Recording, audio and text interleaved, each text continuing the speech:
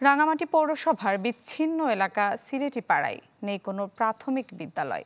বেসরকারি একমাত্র স্কুলটি জাতীয়করণ না হয় বন্ধ রয়েছে সব ধরনের সুযোগ সুবিধা। ফলে মানসম্মত শিক্ষা থেকে বঞ্চিত সেখানকার প্রায় ১.৫ শতাধিক শিশু। জিয়াউল হকের রিপোর্ট।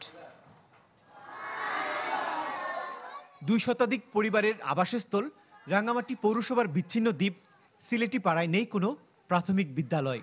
গেল ২৩ বছর ধরে তাই সেখানকার শিশুদের মাঝে শিক্ষার আলো ছড়িয়ে যাচ্ছে রাকিব রাবেয়া ফুলকড়ি নামে বেসরকারি এই বিদ্যালয়টি। ২ শিফটের এই প্রাথমিক বিদ্যালয়ে নামমাত্র সম্মানিত শিক্ষকতা করছেন মাত্র ৪ জন। তাই শত প্রতিকূলতার মাঝে শিক্ষকদের কণ্ঠে শোনা গেল রাজ্যের হতাশা। এখান থেকে অনেক বাচ্চারা পড়ালেখা করে ইউনিভার্সিটি পর্যন্ত যাচ্ছে, আমাদের ভালো লাগতেছে, কিন্তু আমাদের চাকরিটা স্কুলটা তো বেসরকারি রয়ে গেল। সরকারি না হওয়ার কারণে এখানে কোনো আমরা প্রশিক্ষণ পাচ্ছি না। হ্যাঁ, আমাদের আজ ২ বছর হতেছে, ভাতাও আমরা পাচ্ছি না। বাচ্চারা উপবৃত্তিও পাচ্ছে না, অনেক সুযোগ সুবিধা থেকে বঞ্চিত হচ্ছে। সবশেষ ২০২২ সালে জেলার বেশ কিছু স্কুল জাতীয়করণ করা হলেও বাদ পড়ে যায় এটি।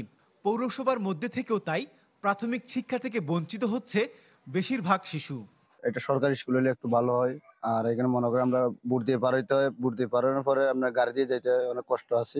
এটা যদি আমাদের সরকারির মাধ্যমে কোন ধরনের একটা ভালো সুযোগ সুবিধা হয় তাহলে আমাদের জন্য অনেক উপকার হয়, ছেলেমেয়েদের জন্য ভালো হয়। আমাদের একটা আকুল আবেদন সরকারের কাছে যে আমাদের এই স্কুলটা যেন সরকারি জাতীয়করণের প্রস্তাবনা মন্ত্রণালয়ের পাঠানোর কথা জানান উপজেলা শিক্ষা কর্মকর্তা। তা বাস্তবায়নে প্রয়োজনীয় পদক্ষেপের আশ্বাস দিলেন জেলা পরিষদ চেয়ারম্যান।